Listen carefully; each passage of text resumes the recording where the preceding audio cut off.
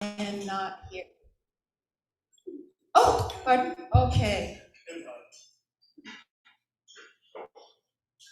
And, okay, Gus, March 14th, you've been a member for 11 years. What keeps you coming here?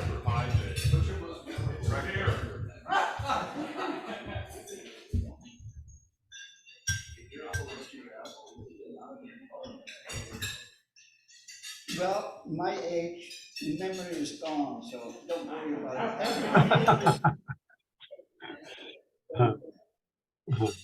You can't go wrong with that. That's a very good meal this morning, as a matter of fact. March 14th, yeah, that was a good year. And 2020. No, there's something wrong over there. There's something wrong. The math doesn't work. No, it doesn't, and I took it off of our district website. I will take another look at that. Either I can't do data entry or there's something else going on.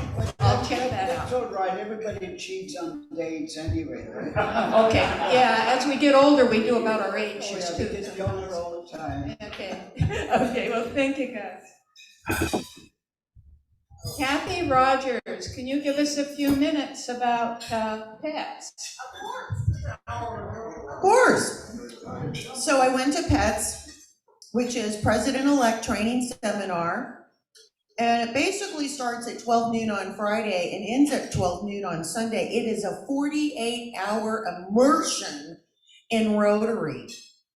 And excuse me if the puddle is here from all the Kool-Aid and lemonade spilling.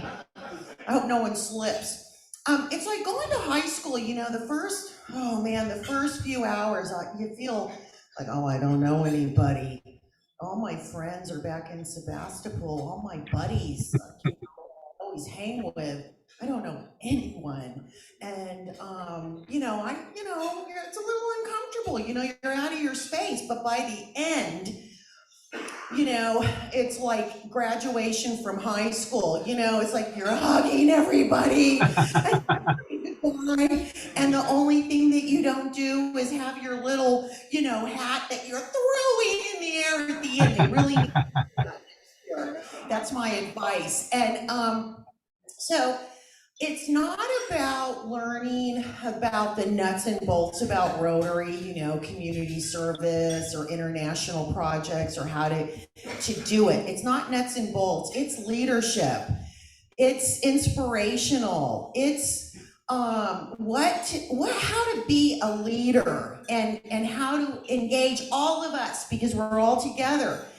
And so there were all these breakout rooms. I don't know how many. And again, it was back like high school. If you have different classes, you have 20 minutes to get your next class. Where is the classroom? And when you're running to the classroom, and then you're going by the Russell Hampton, the different pens,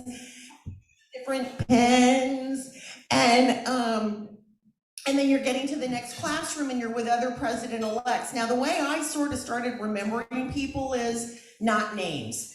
It's like Cupertino, Eureka, Kelseyville, right? San Jose. San Jose is the second largest club in, you want me to stop talking? No? We're getting tight on time. Okay, well, maybe next week we'll have some stuff. There were great speakers. The best speakers made you laugh and made you cry. And what did I get out of it? That we are bigger than ourselves, that we are part of something huge. There's 176,000 PEs, 1.4 million. And I'm looking forward to your year next year. Thanks so much, Kathy. Wonderful.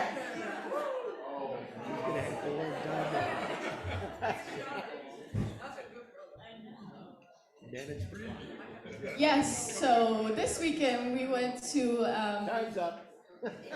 Just kidding. What do you call it? The Rotary, reveal ceremony for these. And it was super, super fun. Picture on the left is the ceremony where I get to walk with my flag and my super cool jacket with all its pins and patches. It was a super fun weekend, super long. I didn't sleep a lot because we were sleeping on a gym floor. That was no heater, and it was really freezing in Healdsburg. Picture on the right is me and my friend Chiara, who's an Italian exchange student from Italy, from Santa Rosa. We try to learn how to be a DJ. It didn't go well, but it was super fun. You look cool. Yeah, we look cool, right? Yeah. The pictures make us look like we know what we're doing. We do not really know. We're just pressing a lot of buttons. But it was super, super fun, and super fun to get to tell these amazing next year's exchange students where they're going and see their reactions. That was like the best part of it. And just hanging out with a lot of amazing young kids and Rotary people. That was super fun. Okay, thank you, Sarah. That's good. Okay. That was a super talk. Yeah, Delia, Josie.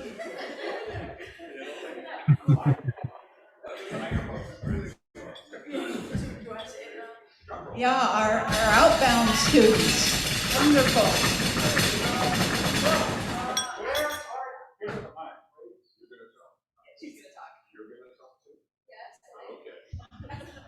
Okay, so I got Indonesia, and I'm actually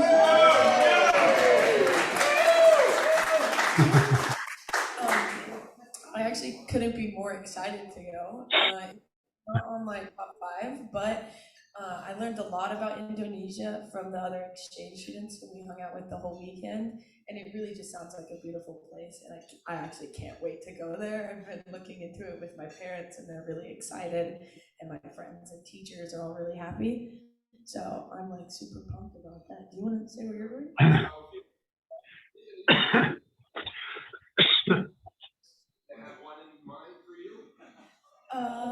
Not really. I had like they told me maybe like Bali or Jakarta, which is their like capital. So so at this point, anywhere there would be great. So I'm excited. So where are you going, Josie? I'm going to Italy. I'm very excited about, so. Thank you so much. Whereabouts in Italy?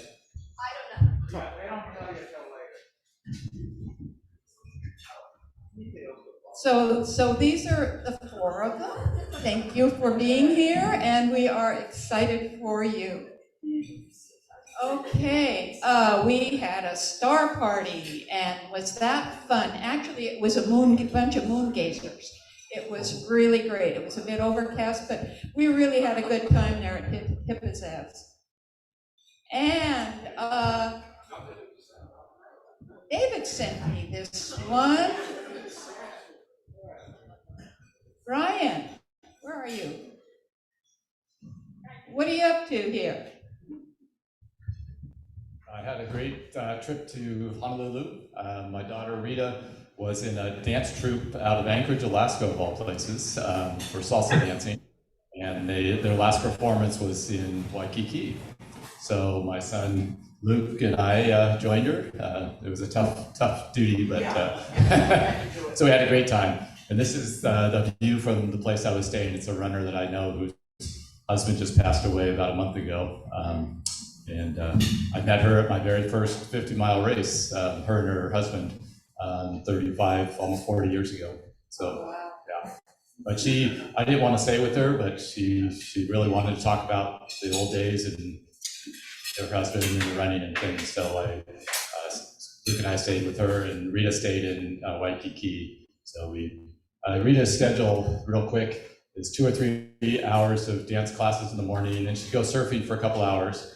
Then Luke and I would have lunch with her, and then she and I would go swimming in the ocean, and then she would rest a little and then dance till 1:30 every morning.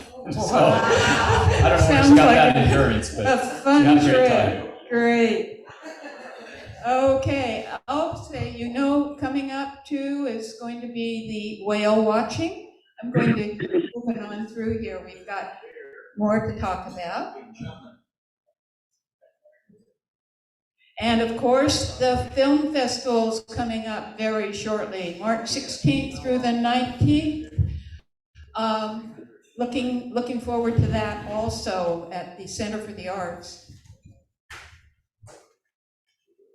I'm going to skip, this is April 1. We do have district training assembly coming up for as Kathy said, she didn't do the nuts and bolts. This is where you get the nuts and bolts of how Rotary works. And there's going to be the golf tournament, April 7th. The Noon Club is putting on. I know we talked about that last week. And we have an announcement, I believe, from Jim Glom. Will he be able to speak here? Hello, everybody. Can you hear me? Can you hear me? Yes. I wanted to say I'm grateful to our club for funding the homeless programs at the food bank.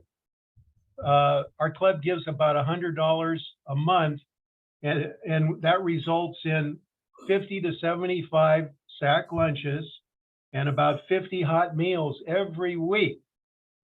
And also a few months ago, our club gave $700 for the cold winter homeless supplies, tarps, tents, sleeping bags, and socks. And they were very greatly appreciated. They warmed the hearts of these folks and their bodies. We are now in the need of another $700 to $800 because those supplies were given out already. And they're much needed because it's so cold and wet outside. Dan and I are stepping up with $100 each to help with this purchase of these supplies. For everyone who donates $100, I will personally deliver a big, yummy deli sandwich with my special secret sauce on it next week to anyone who donates $100. And they'll be just like the ones I give out to the homeless, and they're going to be so good your brains are going to fall out. So just donate $100 and earmark to write the check to the club and earmark it to winter homeless supplies. Thanks.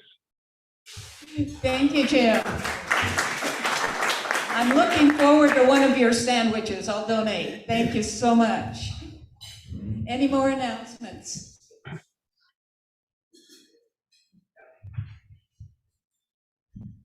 So this is a save the date announcement for Thursday, March 30th.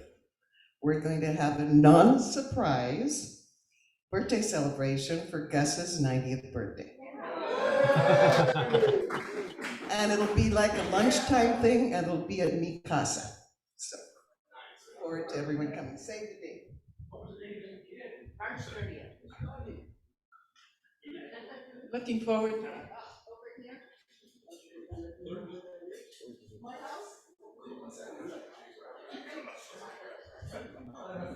I just want to announce that today, March 8th, 1979, is Phyllis and I both showed up for a Sierra Club hike and met each other 44 years ago today. And very excited to celebrate that with her. It's great. Unfortunately, we can't hike anymore, but that's the way it goes. So good memories, yeah. I'll make a donation of some sort.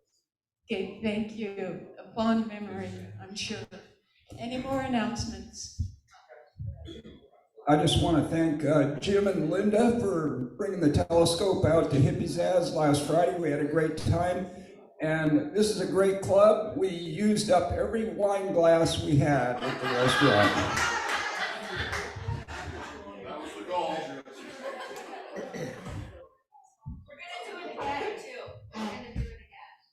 Another worthy organization that we've been longtime supporters of is Food for Thought, the food bank out in Forestville, and they're going to have a Zoom meeting with their executive director on, I think it's Thursday or Friday. I'll send out the link to everybody who'd like to attend, completely optional, but if you want to know more about this worthy organization, they're inviting us to learn more via Zoom, and just an opportunity for folks who'd like to learn more about their services.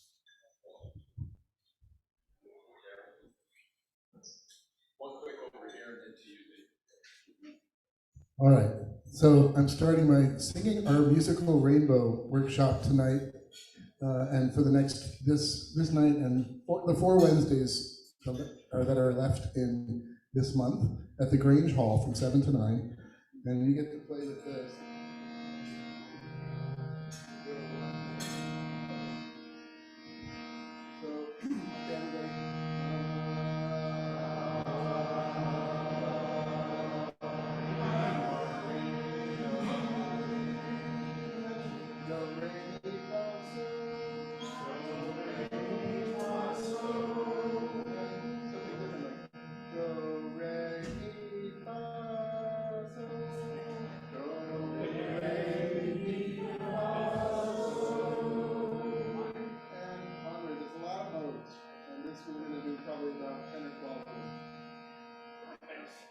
Thank you.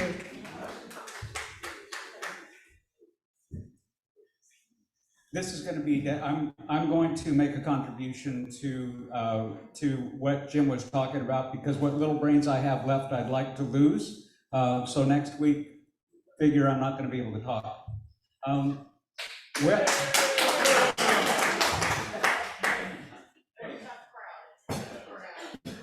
Let me come over here.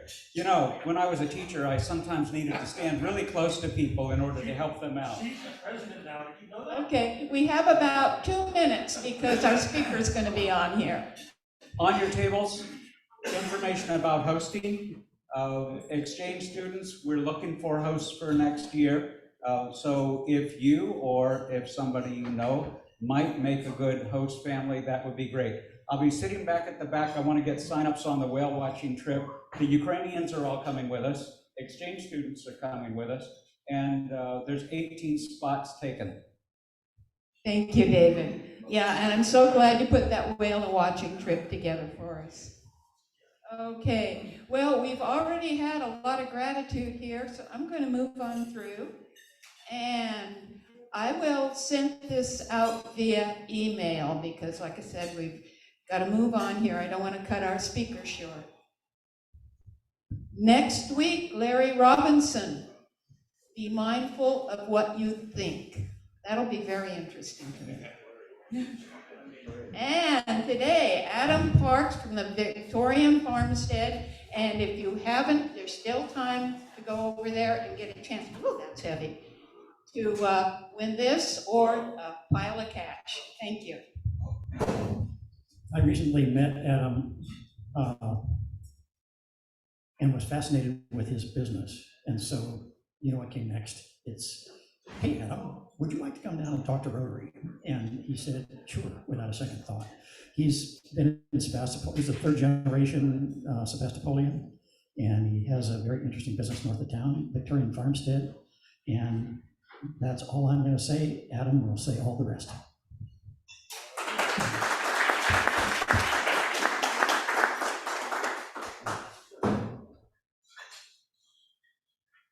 Good morning.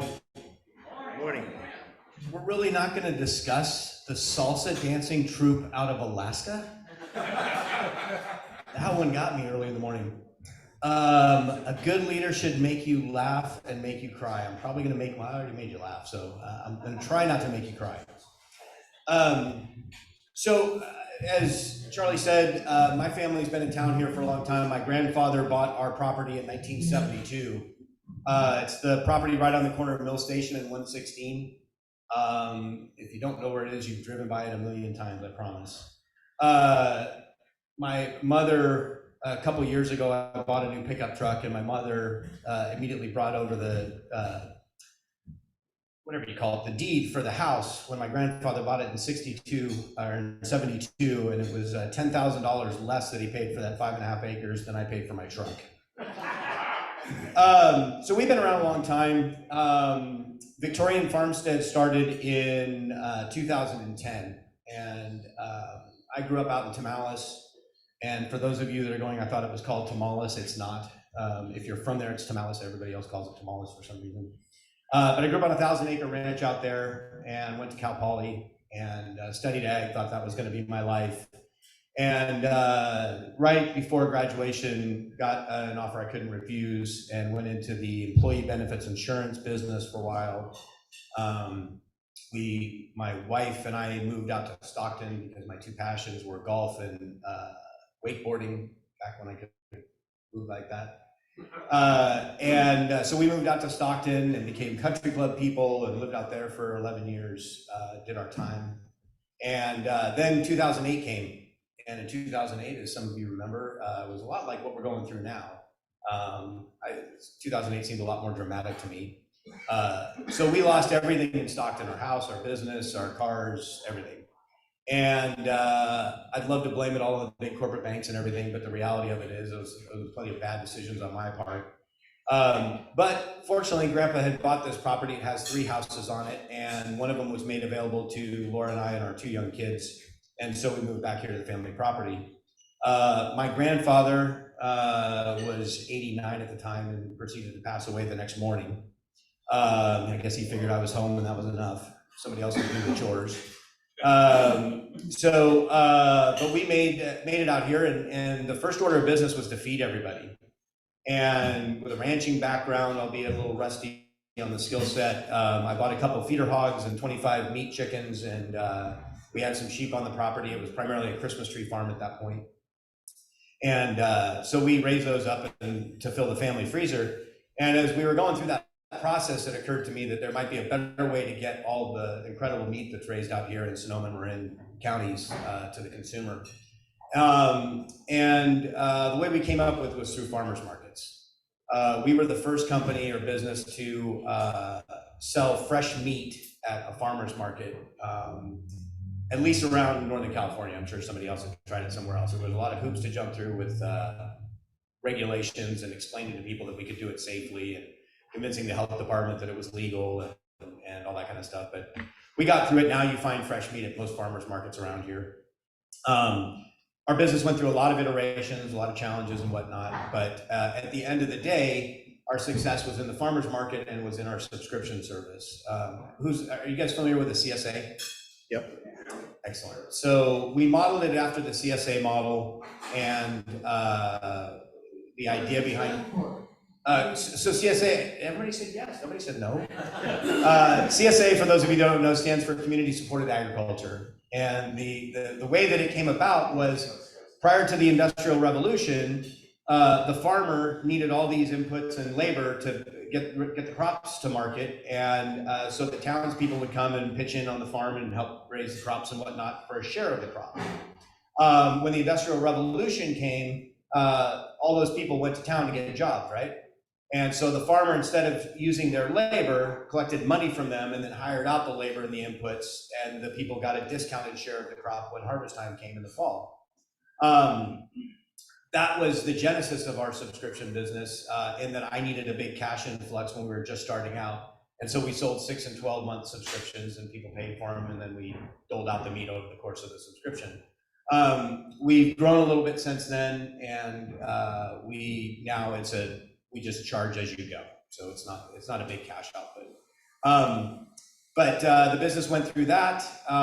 In 2013, we opened our butcher shop, which is inside Community Market in the Barlow. We leased their butcher counter. We're not a separate business within them, we're partners with them. And then COVID came along, and we are one of the COVID success stories. COVID more than doubled our business almost overnight. And I don't say that tritely. We within 6 months of COVID hitting had more than doubled our previous year's revenue, which is good. It was very exciting. It was a little terrifying. Didn't really know what to do. We never had that kind of thing happen to us. But we opened our warehouse, which is right across the parking lot. My oldest son, Jackson, came back from Oregon State, and when they threatened to close the borders, and came back, and he opened the warehouse and built our distribution system. So we've grown a lot over the last 3 years. I'm kind of in the end stage of, hopefully, of running the business. I've spent far too many years working for the business, and now I'm finally getting to the point where I can run the business and have other people do the day-to-day operations. I'm not there yet. I'm way too big a control freak to allow that to happen immediately. But I hired an office manager, and we hired an extra person in the warehouse, so I'm slowly giving up things as I go. It's allowed me, I have an affinity for Rotary because my grandfather instilled a tremendous sense of service in us. And so Laura and I, throughout our years, have spent many years in service. Me in particular, I've been highly involved with the high school. I was involved when the 7th period was threatened to be taken away. I got involved with the consolidation issues. I've been the president of the boosters for 3 years, which I just finished my last one, or last year was my last year as president of the boosters. I'm a board member of the SDA, the Downtown Business District, and likely will be on the chamber board as well. So I love what you guys do. I love what's the word I'm looking for? Not service, but the compassion that this organization doles out at will in this town in particular. The reason I got involved with the Downtown Business Association is because I don't like what's happening with businesses here. And I asked Charlie, I know this is not necessarily a business-centric organization anymore, but there's far too many open storefronts. There's far too many landlords that are happy to have their tax write-off and leave the buildings empty and whatnot. And so I'm working hard towards trying to do something about that. Business-wise, we do 7 farmers markets a week in Northern California, mostly down in the Bay Area. The butcher shop is open 7 days a week. We do home delivery all over the Bay Area. We deliver to the North Bay every Tuesday. So you can go online and you can place an order, and you can have it delivered to your house. You can pick it up at the butcher shop, whatever your preference is. I brought a sample pack. If I remember correctly, it's got a pack of bacon, a pack of blackened bourbon pork sausage, a pork chop, a pack of boneless, skinless chicken breasts, a boneless ribeye, and 2 lamb loin chops in it. So it's a little over $100 value, so I hope you raise a ton of money with it. Let's see, I got 9 minutes left. I am happy to take questions, or I'm happy to keep talking. I can talk for hours. So if anybody has a question, please raise your hand and I'm happy to answer it. One of the biggest questions we get and why we're successful at what we do is because of the way meat is raised in this country. And when you go out to the grocery, Charlie and I were talking before the meeting about how meat is processed and how it's raised. If you go into the store right across the street or Lucky's up the hill, you will find, used to be, the joke was 99-cent ground beef, right? How do you get 99-cent ground beef? Now it's probably $2.99 is the cheapest you're gonna see it and whatnot. And why is that? And the reason is because it's so overtly subsidized. And it actually goes to gas consumption, believe it or not. When gas is made in this country, ethanol is produced by corn. And so what happens is when they make all that fuel, and this is just one of the byproducts that the government subsidizes the ag industry with, all that corn is a byproduct or goes to waste. And what they started doing was feeding it to the cows in the feedlots in the Midwest. And it's free. And if you know anything about agriculture, if you want to make $1 million in agriculture, you better start with 3. So when you go about giving away free feed to a farmer, to a rancher, that's going to be much more successful. When you drive down I-5 and past that Harris Ranch feed lot, you know how that product is raised. You can smell it about 5 miles before you get there. What happens is all the beef ranches that you see out in the countryside that look so idyllic and everything, and they're all friends of mine. Those guys get their cattle together at weaning time about 6 to 8 months and put them on trucks, and they get sold at auction out to the feedlots. And whether that goes to the Midwest or out to the valley or wherever, and those cows are then taken to market weight, which is about 1,500 pounds in 3 or 4 months. It takes 2 years for me to get a grass-fed, grass-finished beef to that same weight. It's the equivalent of your kid, one kid sitting on the couch eating cotton candy and playing video games, and the other kid being outside playing in the yard and playing sports and whatnot. It's just you can get the same weight. They can both weigh 180 pounds. One's probably going to be in much better shape, and I won't use much tastier. That'd be weird. I'll sell anything, brother. So my point in all this is how your food is raised is much more important. And so what we have done is we've built a network. I don't raise anything myself anymore. I've built a network of ranchers in this area. Almost everything we do is raised in Northern California with a few exceptions. And they do all the raising for me. I'm a whole animal butcher. And so that means that we try to use everything from nose to tail. Somebody had asked me about the farm to table movement, if I was part of it. We are, I have a real bone to pick with verbiage in our industry. Whether you're talking about free range, which does not mean home on the range, it means free range of motion. Whether you're talking about organic, nothing I do, well, some of the stuff I do is certified organic, I just don't care. Organic certification is great, but it's expensive and I don't need it. I go out and I can talk to the ranchers that I work with. I can go see the animals out in the pasture. I can tell you where to go look. If you drive out to the Marin French cheese factory or the Nicasio cheese company out there, that's where you'll see my laying hens. And you can see them right off the side of the road. They're in big houses out on the pasture and they move every day.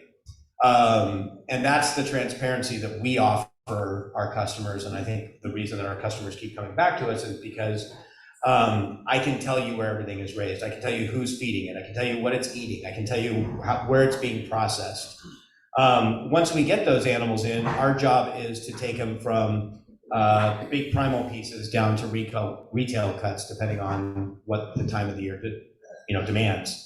So, we have all kinds of brisket in stock right now that we've been stockpiling because St. Patrick's Day is a week from Friday.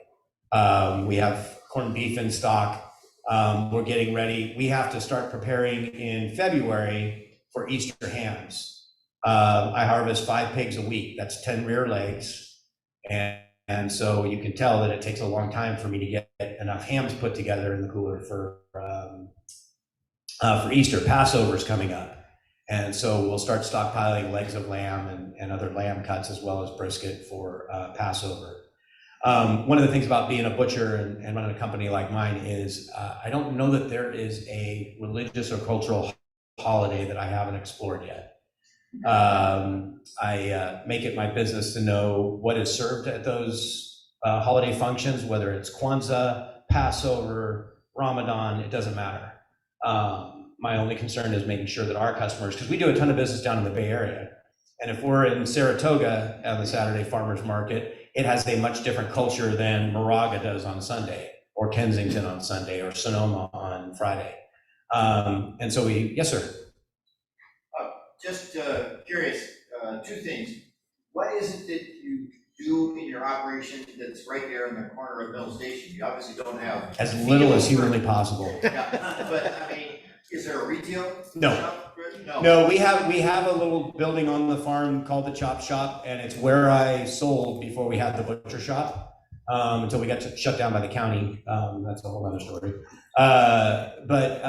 No, other than that's where our vans park, and we have a walk-in freezer and fridge there for overflow storage, but everything is done down at the Barlow now. Okay. And the second question is, do you offer halal? That is a great question, and I don't. And not only do I not offer it, I won't offer it. And the reason is it's a terribly inhumane way to process an animal. I get the religious significance behind it, and I don't mean to offend anybody by that. My only concern is for how our animals are harvested. And so anybody heard of Temple Grandin? Sure. Yeah. So Temple Grandin, I was involved with the slaughter facility that opened up out in Garricky Road. I was on the original board for that. We met with Temple Grandin several times. I knew her from a previous interaction, and she helped us design our corral system out there and whatnot. When you're moving cattle, you never want to have right angles. When you see the old West movies and stuff, the corrals are always circular. And the reason for that is cows don't like right angles. It freaks them out. When you go to the county fair in the summertime, The only time you'll hear a lamb freaking out is if they're in a pen by themselves. They're more than happy when they have 2 or more lambs in the same pen. They don't even have to know each other. So it's all about, my wife likes to say, our animals have an incredible life and a bad 30 seconds. And so that's our goal, is to make sure, and with halal and kosher butchery, because of the way that they're dispatched, it's, in my opinion, it's just not very humane. So I don't know if that's a good answer, but it's the right answer. Yes, sir. You mentioned Ramadan, so that's why I asked. Yeah, no. We get asked that question all the time. But we do provide other meats for them that are acceptable. Yes, sir. My friends, the Gales are out in. Mike and Sally, yeah. They're out in China Valley Road. Do you deal with them at all? I've known Mike and Sally since I was a little kid. In fact, I've known most people around here since I was a little kid.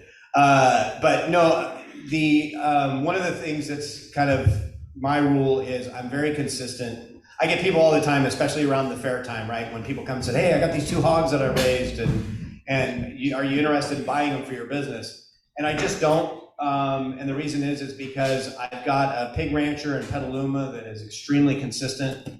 I don't have to think about it. I don't have to arrange transportation. I don't have to worry about when they're going to show up. I don't have to worry about trying to truck them myself. So I don't work with a lot of different ranchers. I'm very consistent with the ones that I do. And where is the slaughtering going on? Depends on the animal, but right now, almost all my animals are harvested by JMF Slaughter off of China Valley Road. Yeah. Sure. Yeah.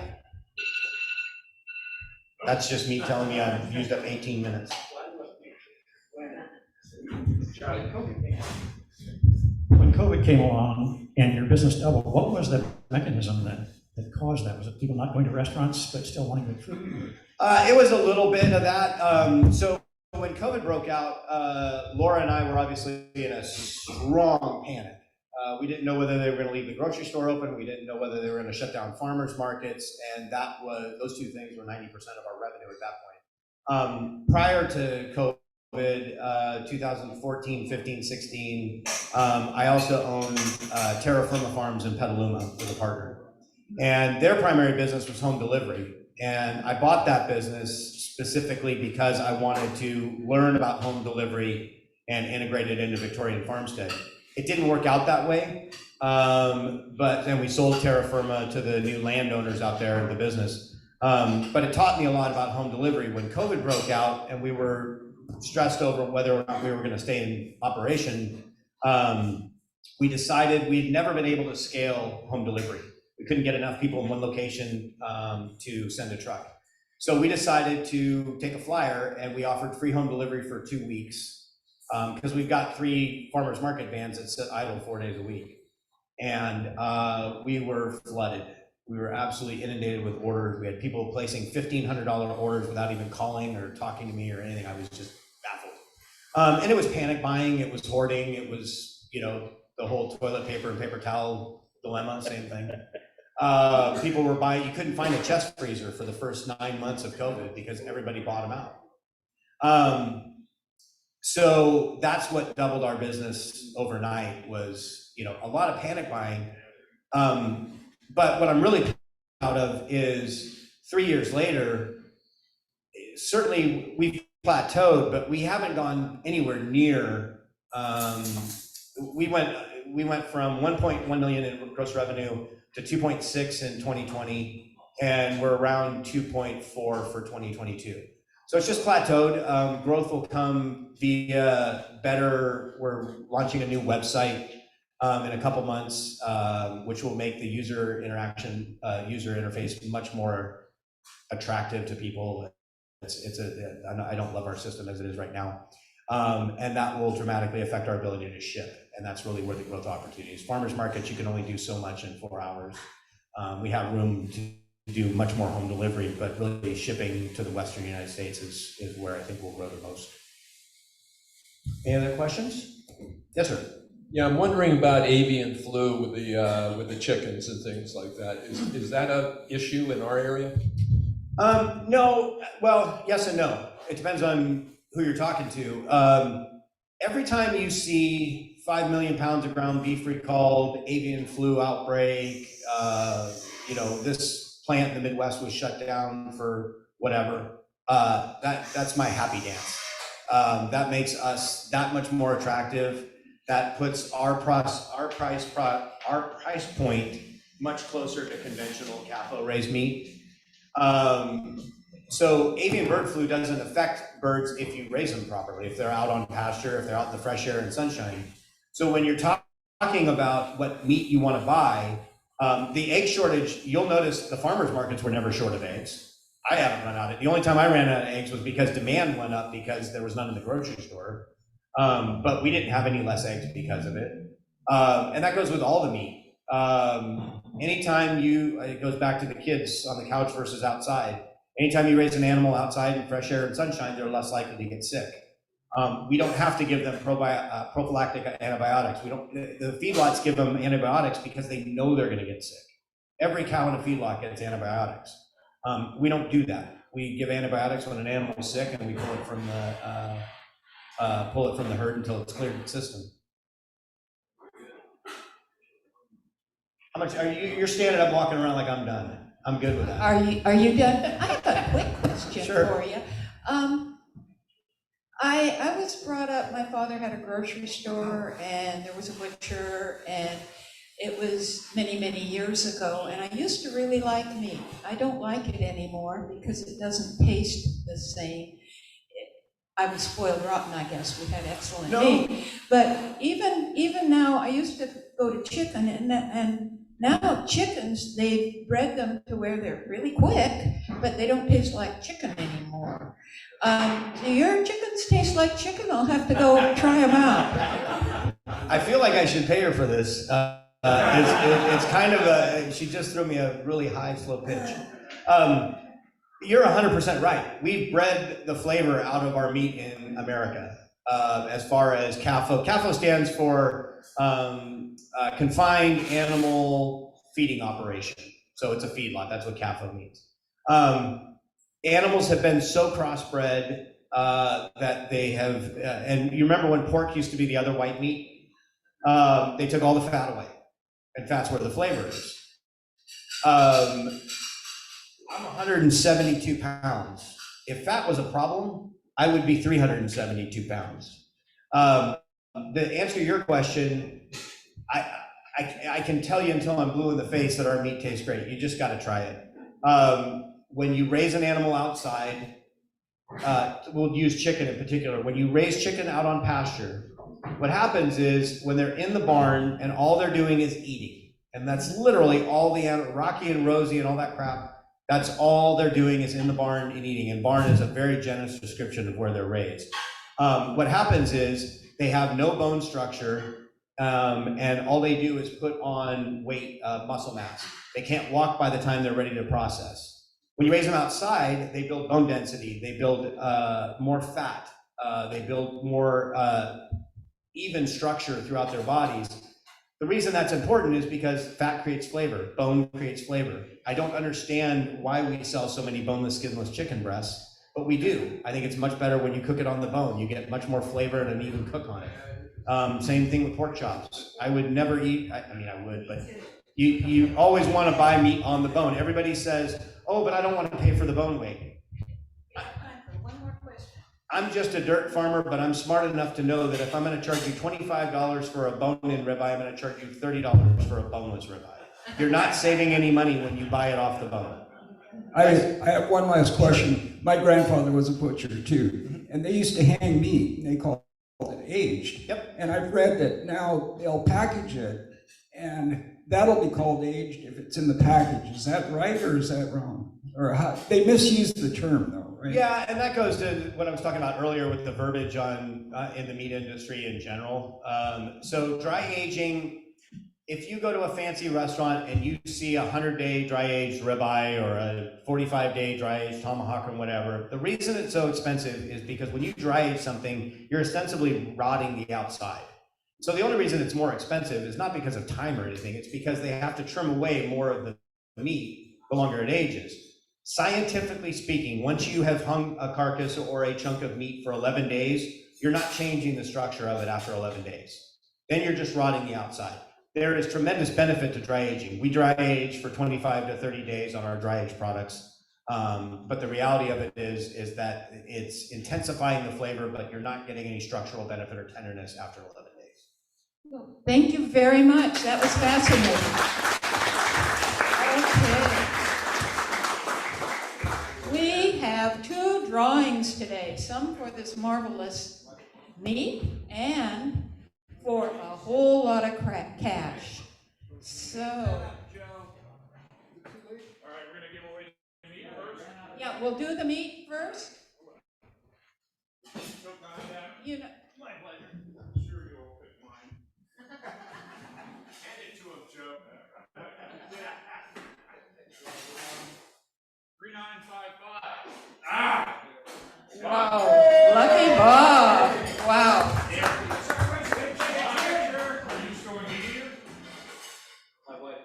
Oh. Sell it off.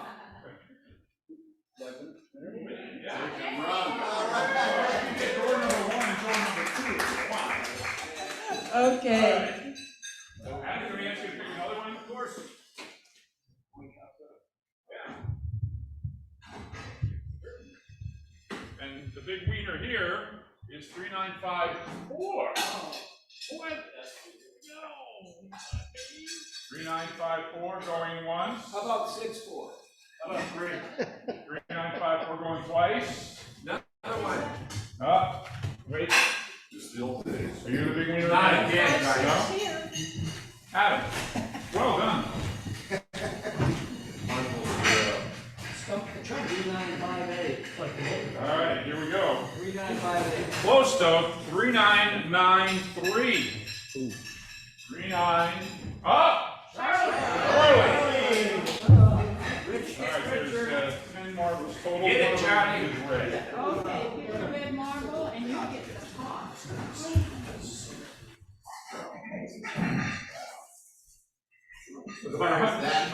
Red marble. No, okay, but. Thanks for playing.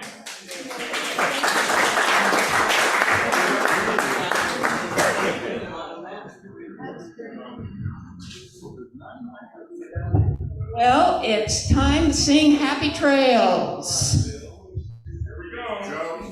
Oh, I take it back. I apologize. I'm sorry. Jim, do you have a joke for us? The joke's on me today, it looks like. Okay, so the priest, the lawyer, and the engineer are sentenced to die on the guillotine. So the priest decides to go first, and he puts his head into the mechanism. They pull the rope, and it jams halfway down. And the priest says, well, that's divine intervention. You need to let me go. So they let him go. The lawyer puts his head into the mechanism. They pull the rope. Blade comes halfway down, jams again. The lawyer says, well, a deal is a deal. You didn't fulfill your commitment. So they let him go. The engineer walks over and says, I think I see the problem.